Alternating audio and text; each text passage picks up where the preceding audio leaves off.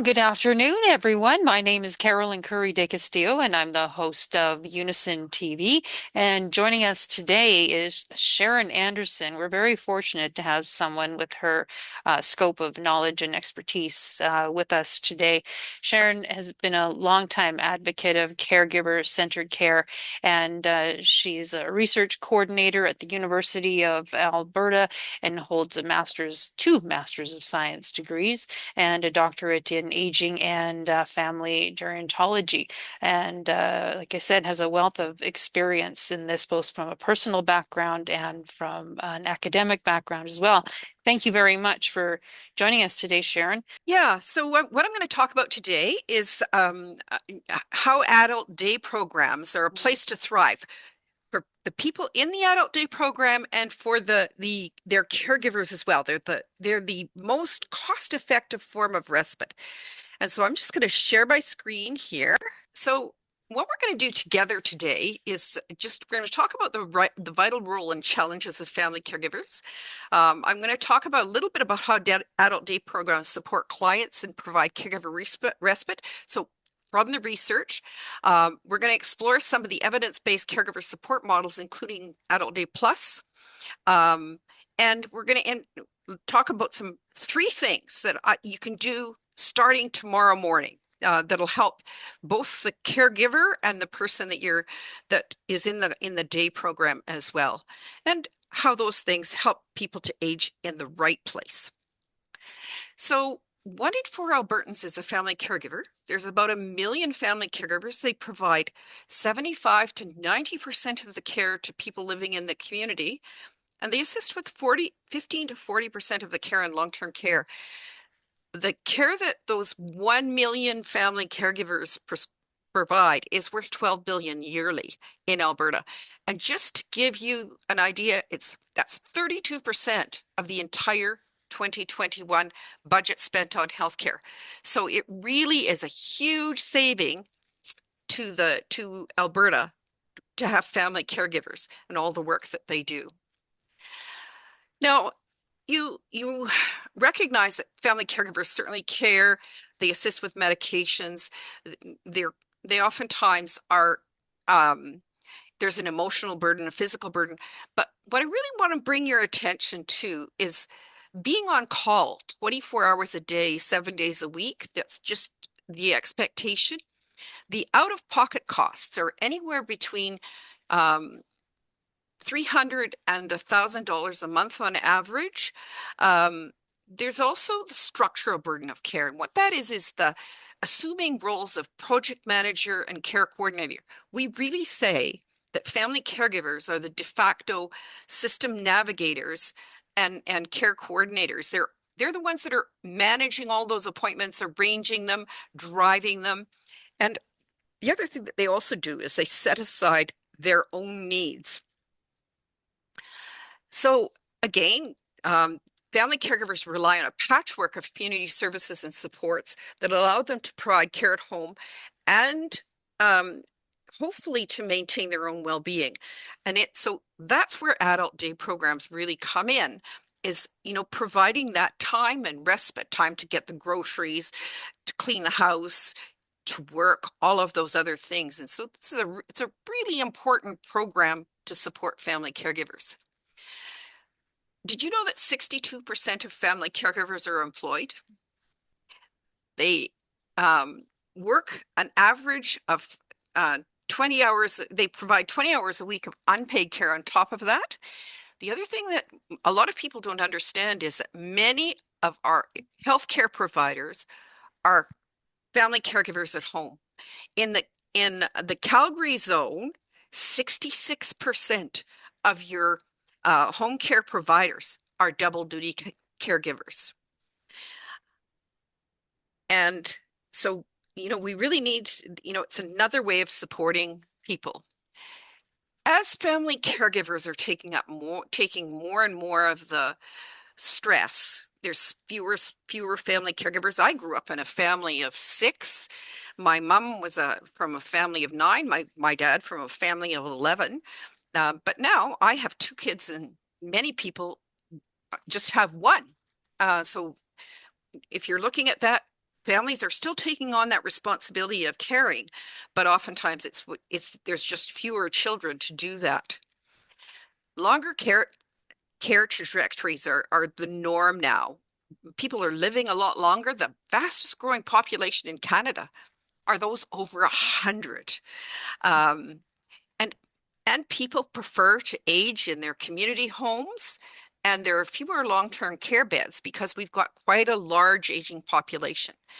And so as family caregivers are caring for doing more care, more complex care, um, and oftentimes caring for husband, wives, aging parents, and maybe a disabled child at home too, you can see that family caregiver distress, and this is on exactly the same question family caregivers have been asked, can you carry on caring? In 2010, about 16% said they couldn't or were close to giving up, 33% in 2016, and 54% in 2022. So it, Sharon, can you see that? Sorry to interrupt you. Can you see that black yes, bar? I can. Can we ditch that, We can. please? How's that? Oh, gone. Thank you very much. I didn't realize it was there. There. Our All right. audience did. Well, Thank you. thank you for telling me Okay. that's really good. And so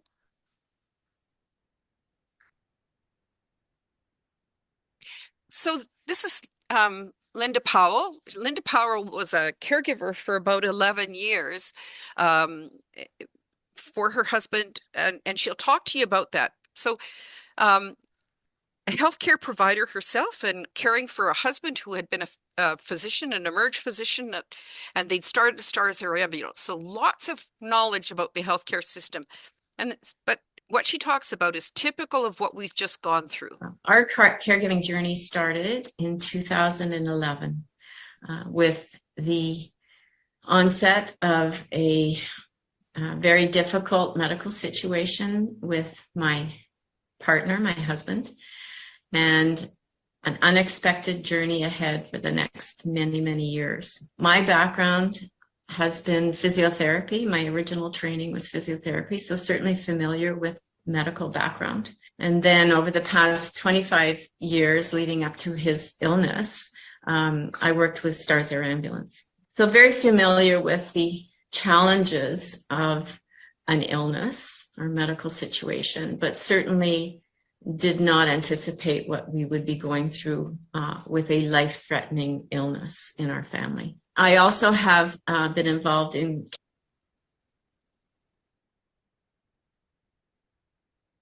Aha, I can't touch anything. caring for an elderly family member as well, with another family member. And certainly that caregiving situation and dynamic brings on different challenges with different circumstances. The positives of caregiving are enormous. You become closer to your loved one in many ways, in ways that you never expected. It's a helping and caring situation. It provides an opportunity to give an example to the younger generation on the challenges that they'll have in the future and set that example. It breeds resourcefulness. Certainly my background and that of other family members helped us pull in those resources, but the resources aren't always there. And sometimes you find yourself very alone. So from a positive perspective, that forces each of us to ask for help, which is very hard to do. I think a lot of us just want to cope on our own. We can manage this. I can handle this. And that's not always the case. Caregivers need to learn to say no. I know I tried to take it on myself and say, I'll handle this. And it's physically impossible to do that. It's isolating. Caregiving is isolating, especially as illness proceeds.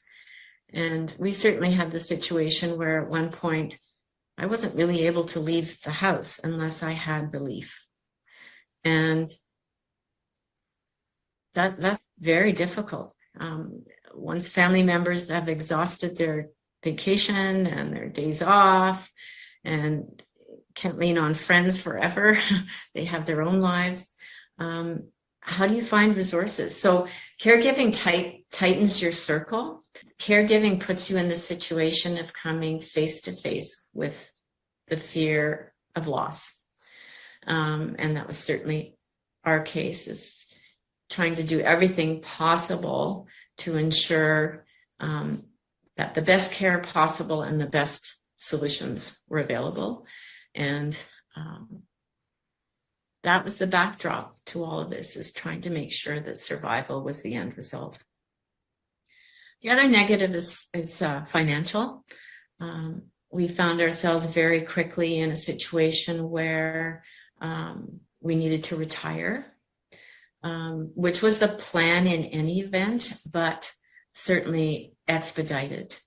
And that puts a different dimension when you're doing your last sort of 5 years of work and realize that it's not going to be there.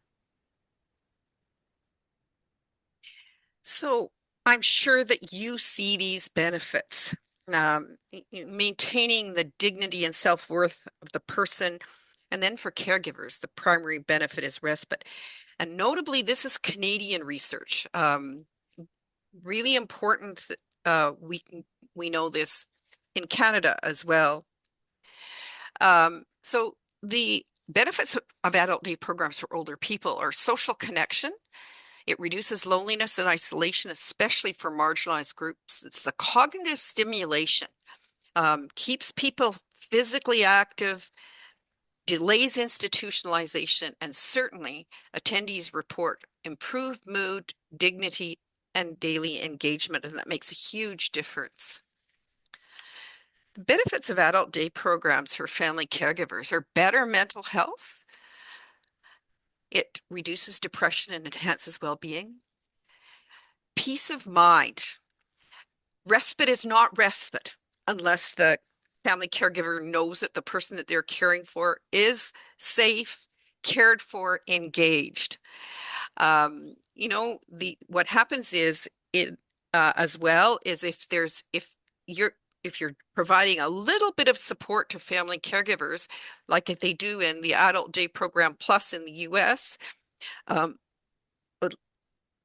can increase caregiver efficiency in managing those care challenges and help them to plan ahead so that they're not going through crises.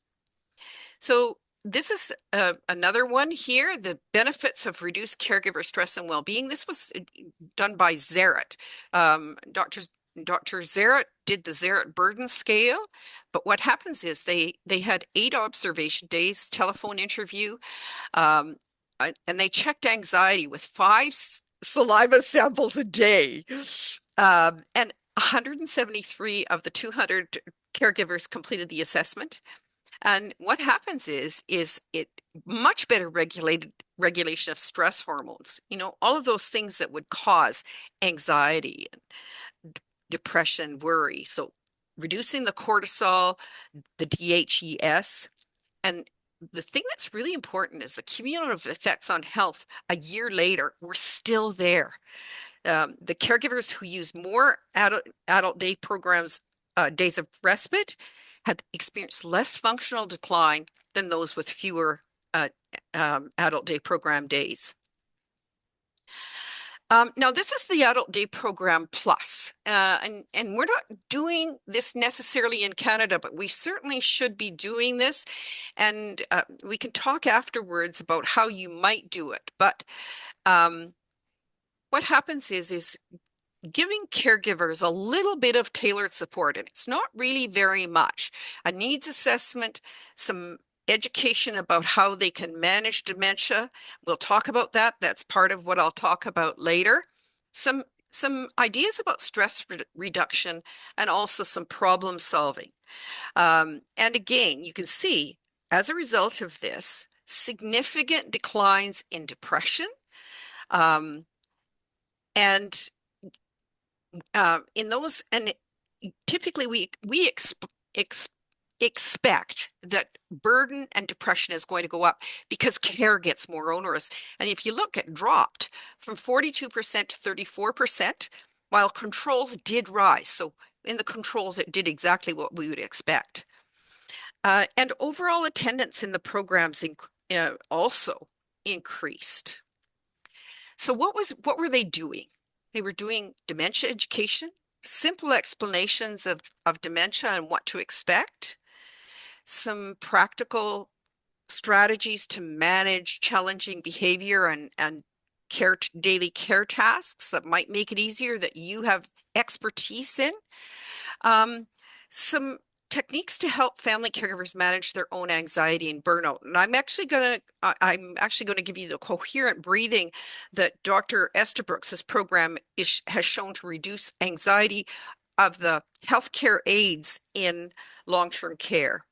The other thing is just a validation and emotional support. So just asking, how are you doing? You're doing a good job. Is there anything that I should know? And the other thing is asking if there's some places that they might need help, and just signposting them to those organizations in the community. And I'm going to give you the tools actually to do that. So of those adult day services, get out your phones again. Here's the Slido again. Which of the adult day services are you already doing? Are you doing a little bit of dementia education? Are you giving caregivers some practical care strategies? What about stress reduction? Some validation, you are doing a good job. Thank you for what you're doing. And maybe some referrals and linkages, some helping with some navigation. And again, 1, 2,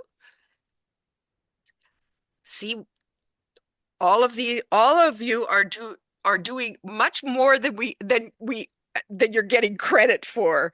We need to make sure that people know that this is what's happening and the benefits. So what do caregivers want? They want recognition as care partners. They want shared decision making and uncertainty, especially, it's very difficult when you don't know what you should be doing to make those decisions at home. Even just listening to somebody as they're talking about what decisions they're made, and maybe referring them to a social worker or the case manager or whoever to get that support. Some practical just-in-time supports, and that can be a referral to somebody else, and respect for caregiving roles across settings. So what we're going to do here is give you 3 tools that you can use right every day, tomorrow, this afternoon, as you start out with. So the first skill is to get curious. So curiosity surfaces those needs really quickly. It's the same thing that you are already doing with your kids. If you've got kids, it's like, how are you doing? What's happening? You want to get the whole story. So when you ask a caregiver how they are, the caregiver says, I'm fine. What's the question that you can ask? Curiosity surfaces needs really quickly. And I also have a question for you here. I want you to think about which leadership book writer from the US says that curiosity is the primary leadership skill that she teaches. So I'll give you the answer. You probably have it. So this is the story of a nurse practitioner, and it's when the caregivers say I'm fine, what question are you going to ask?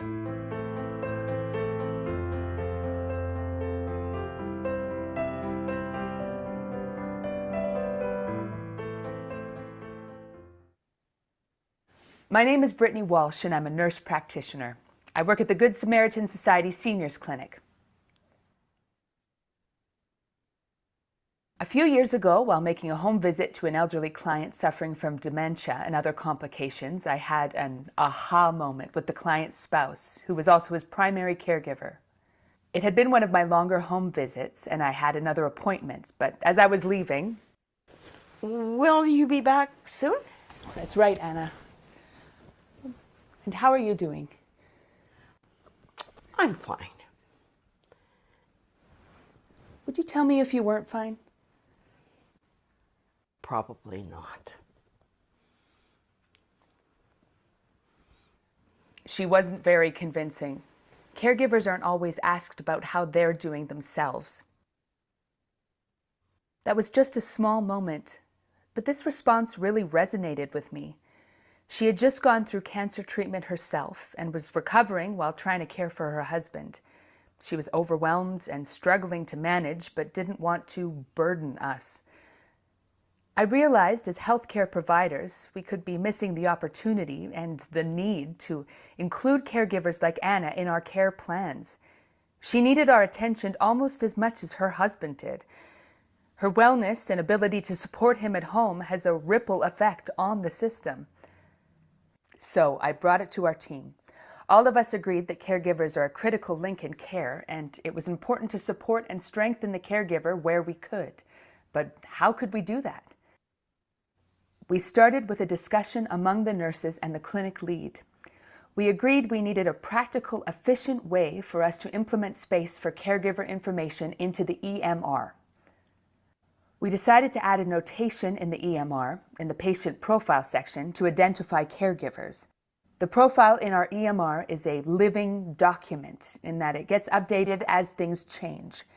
Having this information readily available was helpful for new team member involvement, front desk booking appointments, continuity with specialists, or when hospitalized. It did open us up to better care. We saw that an increased interest in our part with the family caregiver resulted in a feeling of partnership in providing improved care to the patient.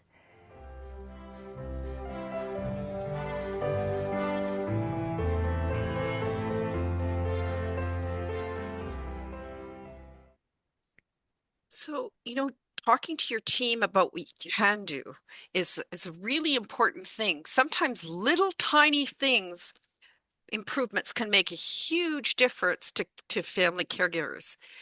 So, this is again a study of from Brewer. It's an American study. Complexity can at best confuse and overwhelm family caregivers. So it's really important to be curious.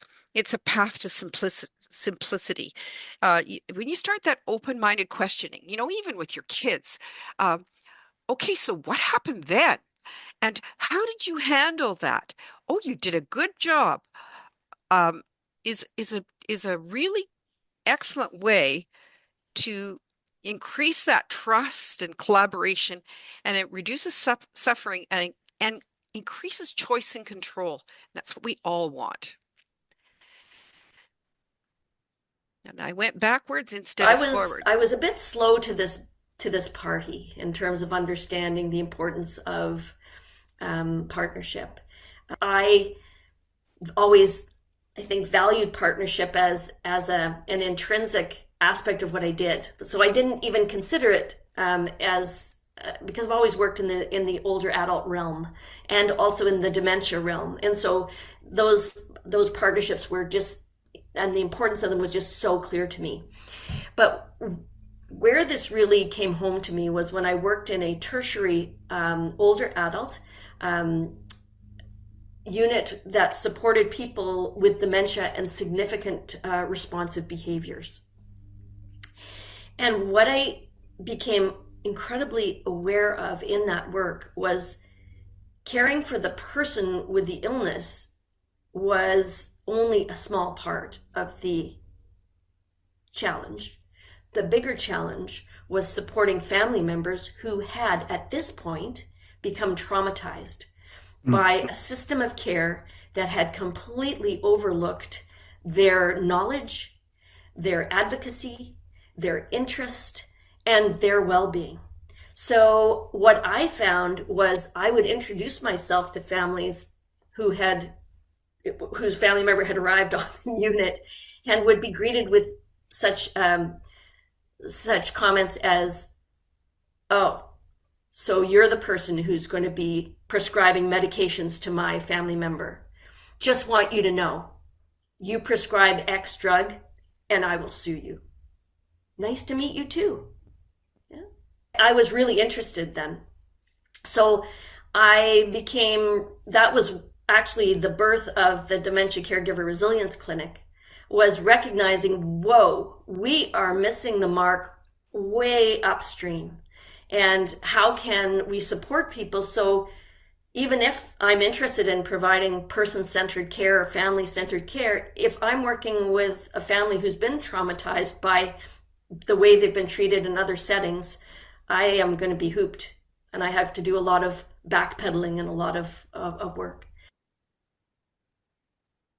And so what we're hearing is exactly this from long-term care centers. Many times when the family caregivers come in, they're very upset, watching to see what's going to go wrong and all those other things. And so here you are, you're adult day program providers, and you are, you are the upstream people that can, provide a little bit of support, what you can do. So when you look at this, when you take a moment to reflect on what felt familiar about curiosity, and think about where you already do this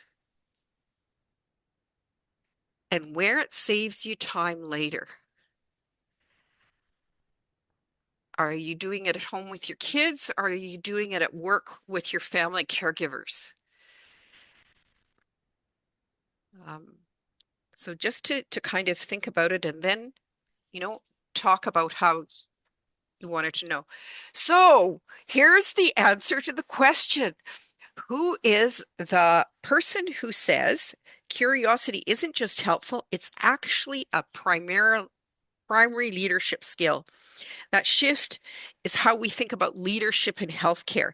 It's not just about expertise or decision making, it's how we stay open, especially in complexity. And so she describes it as a form of grounded confidence. Not confidence as having all the answers, but confidence is being willing to say, I don't know. That's not an easy thing to say. We always like to have the answers in front of us. So this is Brené Brown's new book. If you haven't read it, it's an excellent book. So what's skill number 2? It's that assessing needs. Taking 30 seconds to assess, how are you coping right now? Are you getting enough rest? Do you feel able to continue like this? What support might help you most right now? And you're really in a position where somebody's dropping off the person and you've got a minute before the next person comes in. You can start to just, how are you doing?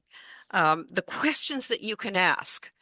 So you move from that conversation to a little bit of a needs assessment, what you can do in the time that you have available. Doesn't have to be quick. So when you look at it, if you need something and you can't get it, it's associated with care breakdown. So if somebody's worried about incontinence or wants to know something more about incontinence, oftentimes that's where you start to get those care breakdowns and crises. If we can get them some information about that or about exactly what they're concerned about, it's even better. So you're uniquely positioned to identify caregiver strengths, what's really stressing them. Some of the risks that they're facing, because you see the client, you know what's going to happen, you have a pretty good idea of where they are. And so you can start to talk about those needs and what they might, how they might need to plan for what's coming next.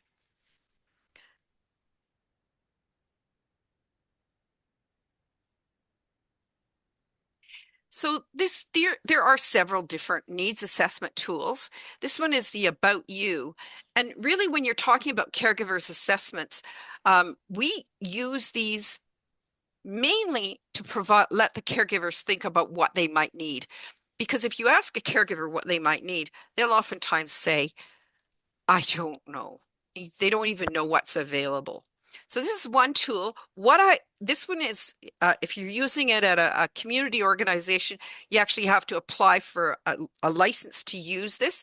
It's much more comprehensive, but what I've sent to the people, I've sent this along and you can actually use this. So this is a really quick one. It's been developed for use in primary care, but it's kind of like, you can hand them this and say, you know, these are some things that you might need. I can, you know, if you are thinking about this, I can refer you back to the case manager. Maybe the case manager could refer you to a social worker. You know, there's some things that we could probably do to help you, but just this list just gives you some things to think about it. And you certainly don't have to answer today. This is just a, you know, just a list to help you with what might be available. And this is how we use the CISNAT so that was the first tool that I show you, the About You. And really, you can do this with anything that you're doing. It's the kind of way that you're talking about caregiver needs. What you do is you adapt this kind of method to what your setting is and what your role is. And some people are able to do this themselves. They will actually help the caregiver do it. Otherwise, you can refer it to the case managers. The case managers have access to this tool. And I messed it up. Here we go. You're going to fire me for messing things up.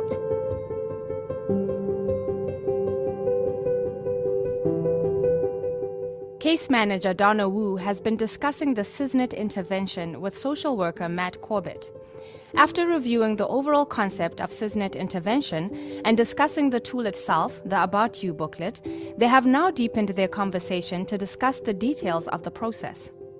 Okay, let's look at stage 1, the introduction of the tool to the family caregiver. Now, the language that we use is really important at this stage. When we're talking about the tool, we can simply say, it's about you. And then we can explain that this is the start of a conversation about their needs. I see. If we refer to it as a form or questionnaire, the caregiver will treat it that way. That's right. And we want a needs-led conversation. Now, in stage 2, we just need to give the family caregiver enough time to thoughtfully complete the booklet. And how much time do you suggest? Days, weeks? Well, there's no specified length.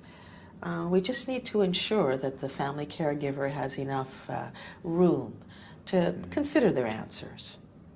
And then we move to stage 3. The needs-led conversation. Correct. And it is crucial. The family caregiver's completed booklet will simply tell us which domains they have prioritized, and there may be many of them. So, the conversation is an opportunity to understand their needs and then help them focus of which of these is the highest priority. Yeah, I'm seeing how important that is. Yes. It's a chance for us to create a partnership with the family to do a shared action plan that is tailored to their needs. One step naturally following another. Well, that's the idea. When the So what happens is when you're using that, and the way I use it is actually to say to the caregiver, you know, I've got a couple of minutes right now, you know, what's the one thing that we need that you'd like to talk about today? So you can give them some idea of the time that they need, and you know, And we can always talk about lots of other things lately. The real skill with any kind of needs assessment or asking caregivers about what they need or what they, what's how things are going is that curiosity. So it helps you to notice, minimizing. So what's the question? In that other video, what happens is she said, would you tell me if you're not fine? You might ask, what's been hardest lately? That might not roll off your tongue. It might roll off somebody else's tongue. So figure out kind of what to say, or what, how you would structure those curious questions. If you see a mismatch between words and emotion, what part of the day worries you most? You might find out that somebody is up with somebody who's incontinent 3 times a night, and this is why there's the person that you're caring for, the client is got all those responsive behaviors. It's an upset spouse. What's taking the most energy right now? So it turns those conversations into understanding and figuring out how you can help each other. Now, the third skill is actually, okay, so that I've asked them what they need, and what do I do about that? How do I help them to navigate to services? This is Dr. Wendy Duggleby, and she teaches the NavCare course. I think probably some people in your setting are probably using NavCare. But here we go. This is what Wendy Duggleby says. Does she not? Okay, here she does.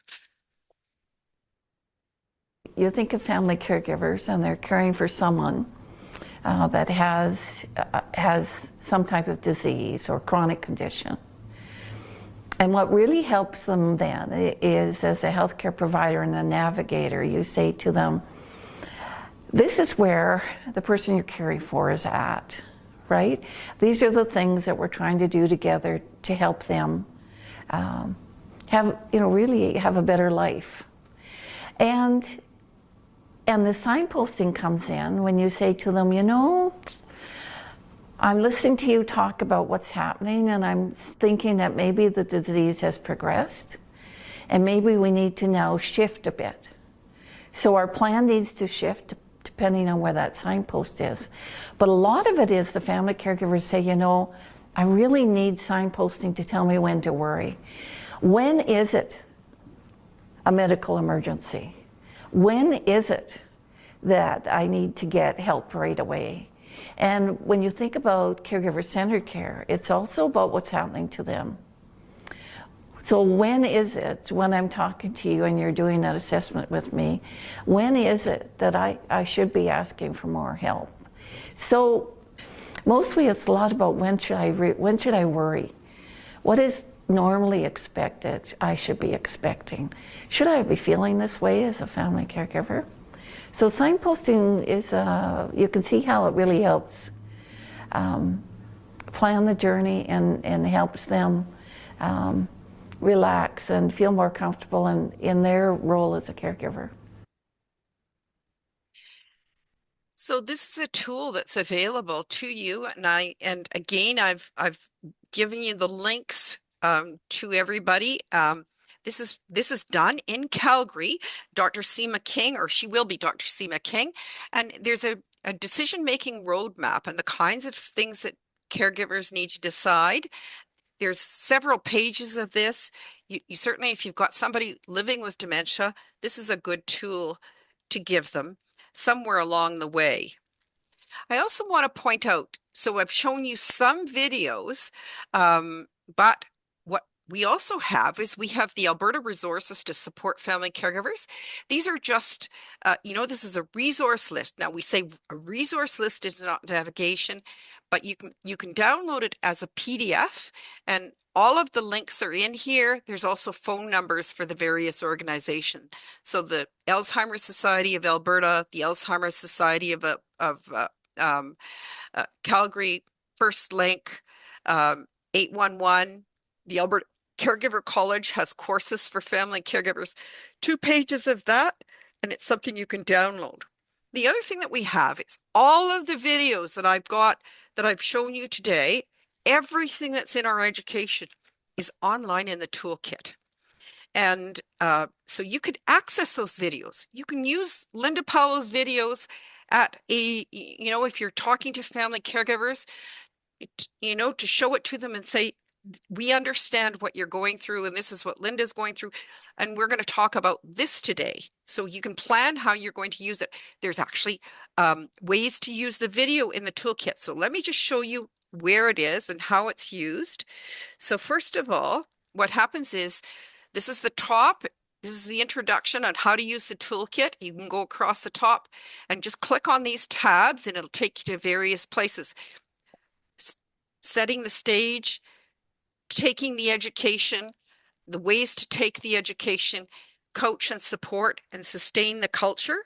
And then here, what happens is these are where the videos are. They're in the coach and support one. So what to say if you don't have time? If caregiver starts to ask you something, and you can show this video and discuss with your team how you would deal with this in your setting. What to say when this is what you can do and you're limited by the systems and protocols. Again, it's a 1-minute video where you can talk about some of the strategies. All of the education videos are available online. The Being Curious video is there online too. You can see that. And it's all free, all available for you to use. So what we do suggest is that if you're a healthcare aide, if you're a family caregiver, if you're rec therapists, you might want to take the education. Each module is an hour, and it works towards your it works towards your competencies that you need as a healthcare aide, because you're now going to be licensed and regulated.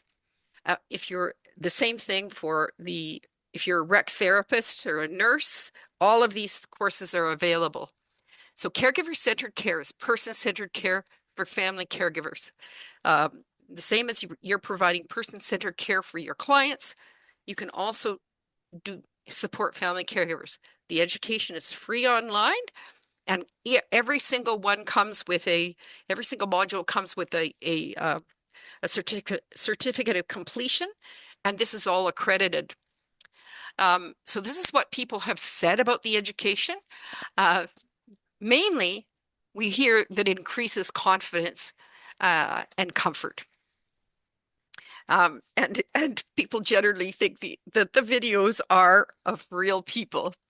What happens is the education, we know from all of the testing that we've done, actually makes a difference in learners' knowledge and confidence. You can see these were the before the education, and these are the afters in the orange bars. So significant improvement. So the call to action for today is to recognize adult day programs as a dual impact program. You're not just supporting the client, you're also supporting the caregiver. All adult day program staff, we think, should be empowered with the caregiver-centered care education, and to identify the champions in your program, the people who mentor and model that caregiver-centered care. So questions, and I'm going to stop sharing so that you can actually see me, and if you've got questions.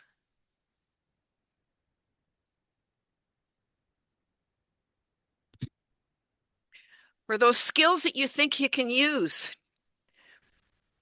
Curiosity, assessing needs, and some signposting. Letting caregivers know what you think might be coming next. You're not a prognosticator, you're not a doctor, but you're just saying, this may be something we need to think about.